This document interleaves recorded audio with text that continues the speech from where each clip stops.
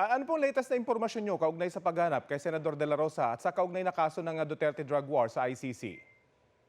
Yan po ay responsibilidad po ng DILG.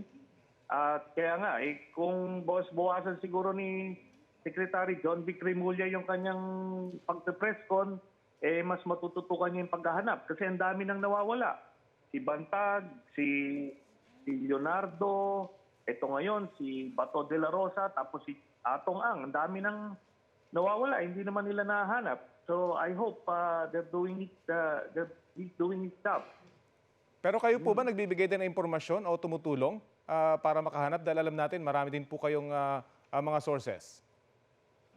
Yes, may nakukuha tayong mga impormasyon, pinapasa natin yung leads, pero alam nyo, sa dami ng contact niya ni De La Rosa, ni Bato dyan sa PNP, tinitip nililik lang nila So, I think ang pinakang effective dito yung signal intelligence para matrack siya kasi he's still communicating with his family.